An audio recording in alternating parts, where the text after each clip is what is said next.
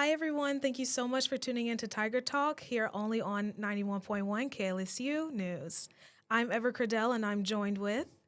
Hi, I'm Ethan Anderson. I'm an assistant professor here at the Louisiana State University School of Veterinary Medicine.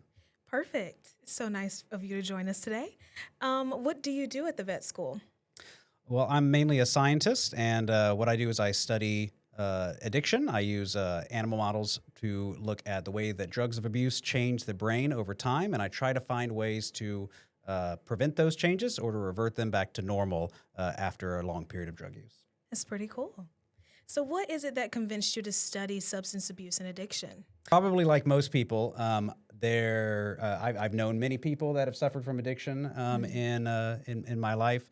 People, family members, friends, things like that. And I was really always surprised by the fact that people seem to really change their behavior and change their life over searching out drugs and alcohol, even though it obviously caused major problems in their lives. I'm sure we all probably know somebody who's been affected in that way. So it always really interested me the way that substances that can be abused can change the brain and really highly affect behaviors in that way. So that led me to want to try to figure out ways to, first off, understand what's going on in the brain, and then try to find ways to revert that or change it. Definitely, it's definitely a very common problem and one that people kind of have hard times talking about. So it's really interesting that you kind of went into that line of research. It is much appreciated what it is that you do. Why do drugs of abuse activate the brain's reward system versus any other part of the brain? Sure. Drugs of abuse, kind of by just a trick of evolution, typically affect a certain receptors that are heavily expressed in the brain. These are highly expressed in the brain's reward system. It's similar to many other kinds of substances that are out there. For instance, they're like toxic substances, right? There's things like arsenic or something that are a natural product, but what they do is they perform a certain action in the body. In that case, it's to kill you. But other substances and other plants just happen to have other things. So there are opium poppies that just happen to have things called opiates in them. And these can bind and attach to receptors that are found all throughout the brain, sometimes in the body as well. And it just happens to fit, sort of like a lock into a key to activate this really specific thing. And it turns out that there are huge amounts of these opiate receptors that are found in the brain, specifically in the reward processing areas of the brain. So they basically kind of turn it on and tell your brain, hey, this is a rewarding substance.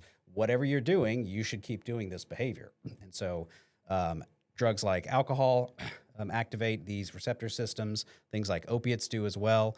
There are cannabinoids do it as well. The active ingredient of marijuana, THC, is a cannabinoid that binds to things called cannabinoid receptors.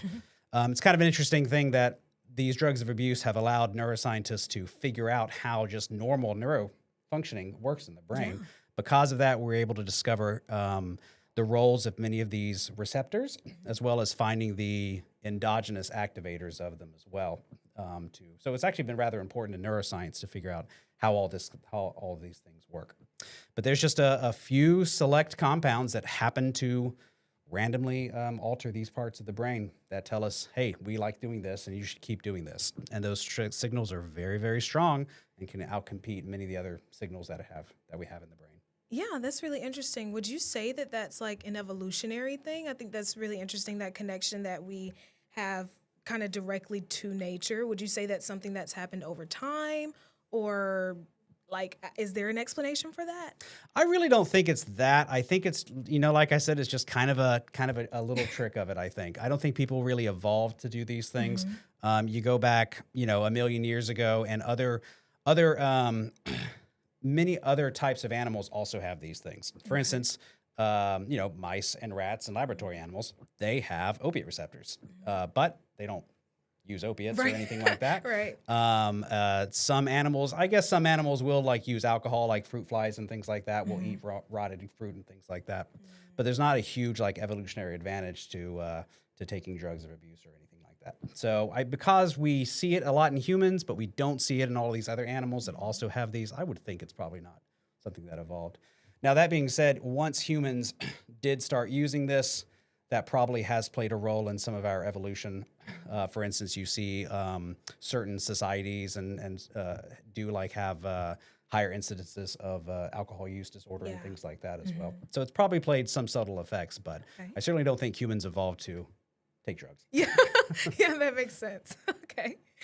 Um, so once craving treatment is developed, do you think that it'll bleed into solving other health situations like sugar addiction or craving as a result of diabetes or pica as a result of like inedible cravings, things of that nature? Sure. You mentioned trying to treat craving for lots of different things. So yes, that's one of the focuses of the research that I do is trying to understand craving.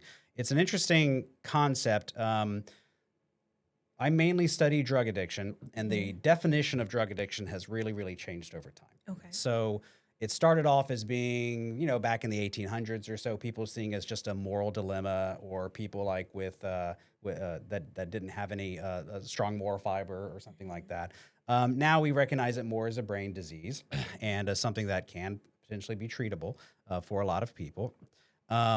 And the definitions of it have changed over time. It used to be what we need to do is we need to treat the fact that people could become dependent on it, or that they could go through withdrawal from drugs of abuse. So if we treat that, it'll go away. But none of those things really worked super well. And so now what the main focus is of addiction is trying to understand and fix craving. Yeah. So you can take somebody who's addicted to alcohol and you can get them clean. You can get them sober. Maybe you could just lock them away for a month or something like that, and that person will become sober over time. But what's probably not ever going to go away are these really intense cravings that they have. So that's the forefront. That's the kind of research that I do, and many other people in the field do as well, is trying to understand how craving forms in the brain, and then, of course, how we can try to stop that and alter it over time. Yeah. So if we can figure out how craving for something like heroin or alcohol or other opiates or other drugs works, then yes, that does tell us, I think, a lot about how other cravings work in the brain as well. So sugar craving or some of those other cravings that you mentioned, it's definitely all the same systems. It's definitely wired in the same way in the brain. It involves the reward systems and things like we talked about earlier. So yes, we definitely need to see it. In fact, some of the things that we do is we try to make sure that that any of the findings that we have are really specific for drugs of abuse and not just for other things randomly. Yeah. For instance, let's say you found a treatment that made people not like rewards anymore. Okay. So if you did that, people probably wouldn't find drugs of abuse rewarding anymore, and they'd probably stop doing them. But if you just made all rewarding things not fun, you'd probably end up with somebody who's really depressed instead. Yeah. And so what we try to do is we try to selectively find things that are effective for high-intensity drug cravings, but they don't affect, I guess, lesser cravings, things like maybe sweet foods or something like that. Well, and let me just add to that specifically you're talking about, for instance, diabetes and sugar cravings and stuff. And of course, the big hot drugs that everyone's talking about right now are these GLP-1 agonists, things like Ozempic, that just all over and everybody seems to be taking. What's really interesting is that those were originally just prescribed for things like diabetes, and they found that people could reduce their food cravings for it, and found it was a blockbuster miracle weight loss drug. What's interesting is that a lot of people in the addiction field right now are using those same things in models of abuse as well. Yeah. And what they find is that both in animal studies and human studies as well, things like Ozempic actually seem to reduce cravings for drugs of abuse as well. Wow. So it's one of these things that people weren't really expecting to find, but it seems like people also crave less alcohol while they're taking these GLP-1 agonists as well. So I don't want to say that that's a complete, absolute for sure thing, but it's a really active area of research right now, and there seem to be some new drugs that can help with craving already coming on. Yeah, that's really interesting. Considering that people can get addicted to certain therapeutics like painkillers, how would addiction to anti-craving therapeutics be prevented, if at all? Sure. Well, I think what you'd want to do is you just want to make sure that any kind of new medication that you put out into the market wasn't itself some type of addictive substance or something like that. That's kind of a problem that's happened a long time in the past. Just to do a historical example, I believe that the Bayer company, Bayer Aspirin, Yes. Bayer created heroin back in the late 1800s or early 1900s. I don't remember the exact. And they marketed it as a treatment for morphine addiction. Oh, wow. Yeah. And you know what? It worked, Really? right? So if you started taking Bayer brand heroin, people didn't need to take morphine as much. But of course, the reason was because instead they were kind of substituting for it, Right. and it was even worse, right? So it made people, Wow. of course, be addicted to heroin instead of morphine, which is probably arguably a lot worse. So what you'd want to do is you'd want to make sure you didn't make any kind of mistake like that again, and you'd want to just make sure that you did thorough testing and we're absolutely sure that it wasn't an addictive substance itself. Yeah. And there's many, many ways that you can do that. Okay. You can test that in animals, and you can test it in people as well. You'd have to do that at a late stage, of course. Yeah. But there are ways to tell that if it's an addictive substance or not. I think pretty clearly in a lot of animal models. So I think as long as it passed that, and you were able to sufficiently reduce things like craving for drugs and alcohol, and maybe even sweet foods or something like that, then you could be pretty reasonably sure it'd be safe to use in the public. That's interesting. Would you say it was a component in the heroin that kind of canceled out the other addiction, or was it just that heroin was more addictive than? Just that it was more addictive than. So morphine and heroin, all opiates, going back to what we were talking about with those receptors, all of these opiates, they bind to something called the mu opioid receptor, Okay. which is found all throughout the rewarding parts of your brain. Heroin binds to that. Morphine binds to that. Oxycontin binds to that. All of these different prescription opiate drugs, they all bind to the same thing. And so one can kind of just substitute for the other. Okay. So if you are somebody who's addicted to oxycodone and you can't find any oxycodone and you take some morphine instead, it's going to kind of do about the same job. Interesting. Okay. Since the craving part of the brain reacts to companionship as a positive award, do you believe that it's possible to mitigate early signs of drug addiction with social intervention? Sure. Yeah, there are lots of studies in the from human research that show that positive support networks can help for those kinds of things. People with drug addiction are also, a lot of times they're very isolated and they, kind of move inward and stop hanging out with friends and family and things like that. That's actually one of the signs for addiction that people look at is, are you choosing to take drugs over like doing things with other people and having, doing social events or taking care of your family or things like that. It's actually one of the signs. So the converse of that can help for sure. If people do have a stronger social network, those things can help over time. Is it backed up by scientific research that there's like a genetic predisposition to, being a drug addict or an alcohol addict or anything like that? Yes, there is. It does seem to be highly heritable. So for at least about 50% heritable. So people that have alcohol use disorder, which is what we used to call alcoholism or alcoholics, those people are more likely to have kids that produce it. It's kind of hard to completely take away the environmental role of all those types of factors that go into it, though. Yeah. So people can be genetically predisposed to it. But at the same time, I do like to say that addiction, I think, has the strongest environmental component to it ever, right? So let's say you have 100% of the genes that make you likely to have alcohol use disorder or heroin addiction. But if you never, ever use alcohol or never, ever take heroin, then there's no possible way you could ever develop that disorder. So in sort of like an isolated experimental way, you could make sure that no one ever develops that by reducing access or something like that, which is one of the things that people try to do in the country, right? You try to do drug busts and you arrest drug dealers and try to reduce the fact that, try to reduce the drug load, and then people couldn't get addicted to it. Now, that doesn't work. It doesn't work in practice. In theory, that could work, right? But it doesn't really actually work because, especially here in Louisiana, there's liquor in every convenience store, and it's really, really easy to have access to it. So it's just not a practical thing that people aren't ever going to get exposed to those kinds of things. And so once they do, all those genetic factors could come into it. I don't really personally study genetic factors. Instead, what I look at are epigenetic factors. Okay. And so epigenetics is something that happens on top of your normal genetics. So it means above genetics. And so what that is the way that experiences in the environment can influence the way that your genes are expressed. So DNA encodes mRNA, which encodes proteins, and that's sort of the basis of biology, essentially. But what can happen on top of that is how much RNA is expressed in which areas and things like that. Those are highly, in fact, impacted by the environment. Okay. For instance, if you are raised in an environment where you're extremely stressed and you had a terrible childhood and things like that, that's going to cause long-lasting changes in your brain and your body that are going to affect you throughout your entire life. And this seems kind of obvious in some ways, like traumatic experience or Right. so. But they rewire the brain and make you change. So they change the way you behave over time based Interesting. on these experiences. And what's interesting and unfortunate is that drugs of abuse act on a lot of these same patterns. So drugs of abuse activate all of these epigenetic factors. They really change the way your DNA, not the way your DNA is formed, but the way your DNA expresses.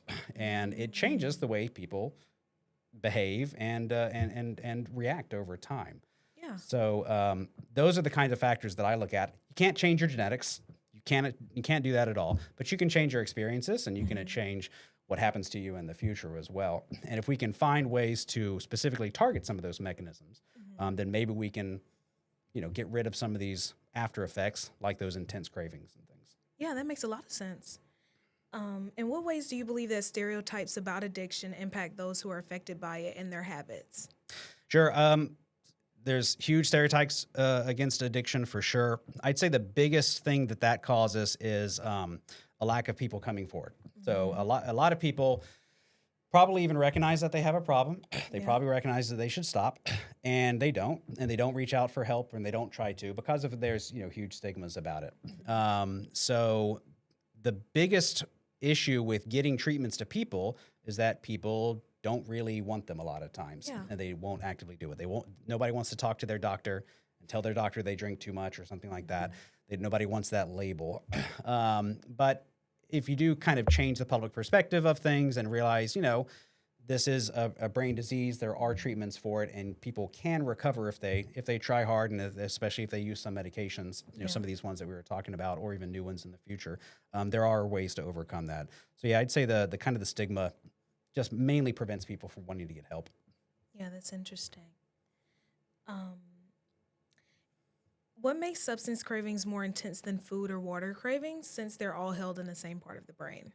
Sure, yeah. Like I was saying, they're all kind of encoded by the same ways. A lot of the same neural pathways are important for natural rewards as well as drug rewards. And of course, the ones they evolved for the natural rewards, right? So Yeah. you evolved to look out, to seek out good food, companionship, things like that.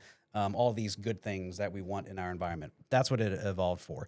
One of the things that, one of the ways that the brain encodes that information is through dopamine. So we've Okay. probably all heard of dopamine. Yes.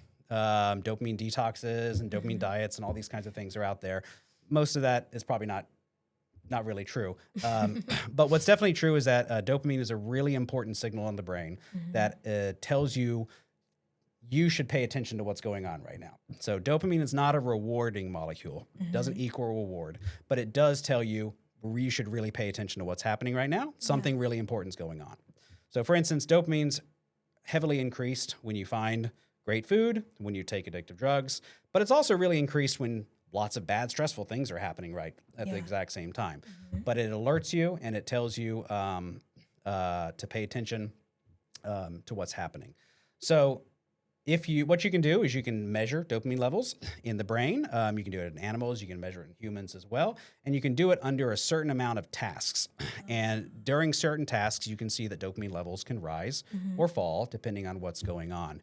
And what you find is that if you give, in some classic studies from probably 30 or 40 years ago at this point, if you give sweet, unexpected rewards to animals, they will have an increase of dopamine, and seems like it kind of correlates with how much they like it.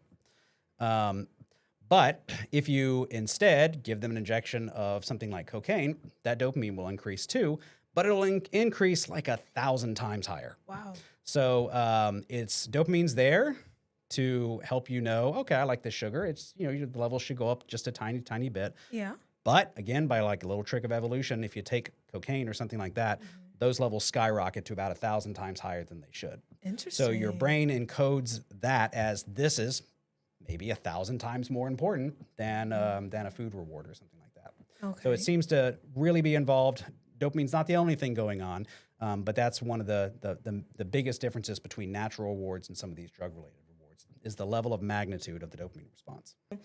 the way understood it, and I could be absolutely wrong, but the way I understood it was that the brain doesn't necessarily know the difference between the good and the bad of the substances. It's just that the bad ones tend to shoot the dopamine up a lot higher. But when you take too much of a drug or drink too much alcohol, your body wants to reject it. Oh, I see. So what is it like? Is there kind of a causal relationship there, or what do you think? Gotcha, absolutely.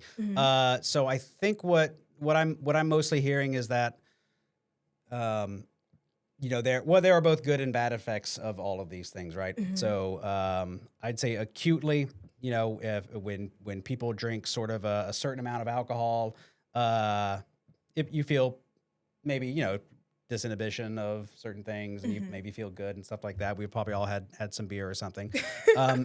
And what people kind of find is that, like, after a small amount of alcohol, they feel pretty good. And then I think what you're also saying is that if you have too much alcohol, you certainly start to not feel good anymore, and you start to get up to some of these toxic levels. And that's part of something called like a dose response curve. The famous phrase is the dose maketh the poison, right? At a certain level of alcohol, you will die, right? Yeah. It will kill you. So at a certain level of toxicity, that will happen. And at that point, your body's trying to reject that and get rid of it, and maybe you'd throw up or something like that. Right. But one of the kind of the hard parts is that curve takes kind of a long time to get through. So that might take you a few hours to get through the whole thing. Yeah. And our brains are pretty good at remembering that first part where we really liked maybe the way that alcohol made you feel at the very beginning. And then towards the end, it's kind of easy to maybe push those things away. Yeah. So a lot of times it's really easy to make those rewarding experiences really, really impactful, like with those high levels of dopamine that would be caused by a cocaine taking or alcohol. But maybe it's a little easier to kind of forget some of the bad parts of that. Interesting. Do you think that's a trauma response on part of the brain to forget the bad parts? That's a good question. I would have to think about that some more. I don't know if I would consider that a trauma response. Okay. But I see what you're saying, like maybe kind of trying to repress or like not think about something. Mm-hmm. Yeah, I'm not sure. I'd have to look at that. Interesting. Okay. You noted that you hope to see treatment being enacted within the next 10 years. What kind of progress has been made with this line of research? Sure. Well, let me say that first off there are lots of treatments out there already. So if anyone's listening right now that does have a problem or recognize something, there are definitely current prescriptions that can help for things. There are some really effective pharmacotherapies for a lot of things. For instance, everybody's probably heard of naloxone or Narcan at this point. Narcan, I think it was just released with a nasal spray about 2 years ago. Okay. Yeah, it just became an over-the-counter medication. So people can do that. And that's the drug that if you give to somebody who's comatose and it'll make an opiate overdose, it'll bring them back to life, essentially. They're not dead, but it'll wake them up. And so that's a pharmaceutical that's really, really effective for reducing things like opioid overdose. So we can stop somebody from dying. Yes. We can take care of that. As long as you get there soon enough and you can inject it in them, you can stop that. So that's already a medication that's helpful in some ways. There are classic things like methadone and the methadone clinics that have been around since the 50s, and those are effective for helping people to get off of opiates. There are other drugs as well. I don't want to go through a huge list or anything, but there are active prescriptions that are helpful right now for a lot of things. Naloxone is also helpful for things like alcohol use disorder as well. So there are existing treatments, but some of these treatments have a hard time with acting on the thing that we're really looking at right now, which is craving. Okay. So people can. So if you take this Narcan, this naloxone, you won't die of the opiate overdose, but it does absolutely nothing for the craving, as far as we can tell. So what we need are, or at least what would be really helpful, are new drugs that just make it so that people feel like they don't need to take it as much anymore, and that do affect that craving. So if we do have that, that would be something that I think a lot of people want. Yeah. One of the classic problems with any kind of pharmacotherapy for drug use is that a lot of people don't want to stop, right? So even if you may have heard of the concept of somebody having to hit rock bottom or something like that. I think that's mostly a myth. But there are some great examples of it. Not everybody has to hit rock bottom to get a treatment or anything. But the idea is that you have to be really, really desperate to want to give up that use. And that's because, most people that have some type of problem with addiction and do eventually try to get a treatment have been probably using alcohol or drugs for decades, right? So over this long period of time, they've really gotten to where they like doing it and they don't want to stop doing it. And so they don't want to seek out treatment and help, Yeah. and they'd rather suffer the consequences than try to get clean or something like that. And that's because people still acutely find drugs of abuse and things like alcohol very rewarding, and they still Yeah. like doing it.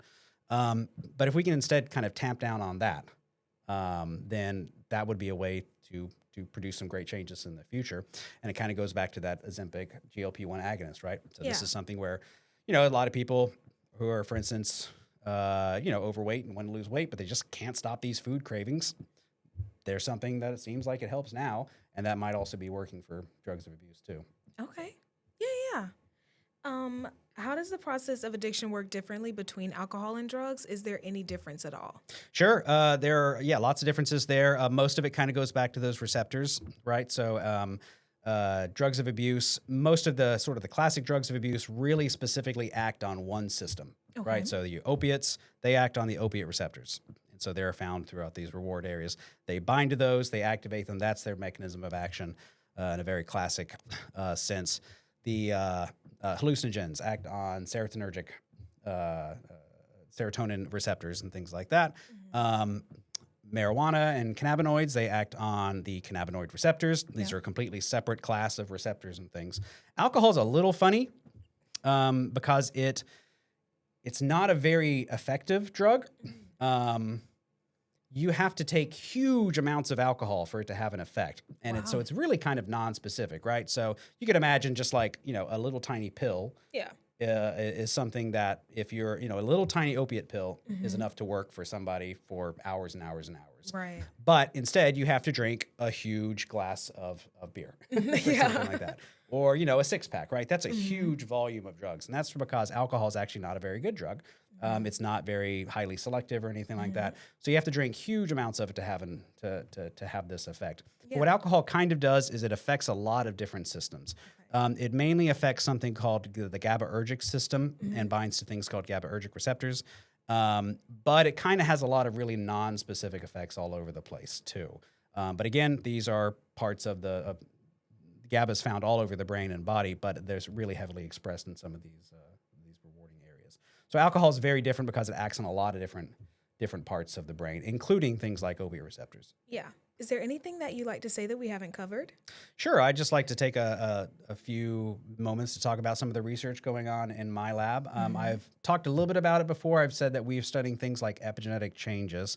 What I'm really excited about is that we're able to try to take the brain that we're trying to compare what happens to the brain after people, or in our case, animals, take large amounts of drugs or abuse. And we can see all these kinds of changes that occur in the brain. You can see molecular changes in the amount of RNAs that are expressed or the amount of proteins. And we can see that this is the way that drugs induce all of these changes. They really change neuronal plasticity and they affect the brain and kind of almost cause it to rewire into a state that all it can kind of think about are doing drugs of abuse. And so we're trying to affect that, and we're trying to reduce that plasticity and therefore kind of reduce some of these changes in the brain through some interesting methods. So one of the methods that I do is look for novel compounds. And we're trying to find ones that can affect these epigenetic regulators and can reduce some of these effects in our models. So right now, I can't say too much because we're trying to patent all of these things, and of course, but we have some really interesting compounds and drugs that again don't appear to be addictive by themselves in any way, but they appear to reduce alcohol intake or heroin craving in the models that we use. So I'm really excited about this. It's potentially a new pharmacological tool. This is something that maybe in 10 years or so could be a new treatment that's on the market as well. It takes a long time to do that, but it looks like if you give this compound in our addiction models, we can reduce craving, we can reduce intake. And at the same time, we don't alter intake for other things like sucrose or anything like that. They don't lose weight or anything like that. And it seems pretty safe so far. So I'm really excited about that. And I hope that over the next few years, we get lots and lots of funding for that research. And then we're able to see if we can make this a safe and effective therapeutic for people to reduce those cravings. And I just also want to say that I'm not the only person doing this. There's many people all over the United States and the world that are studying these things. Everybody kind of has their own certain unique target or own certain compounds. But we here at LSU have ones that nobody else does, and we're testing them in ways that nobody else has before. So hopefully we'll have a good future of continued research here, and maybe we'll be able to bring something to the clinic in maybe a decade. So. Absolutely. Cheers to a beautiful decade coming. Thank you so much for joining us here. Thank you so much for tuning into Tiger Talk here at KLSU. See you guys next time.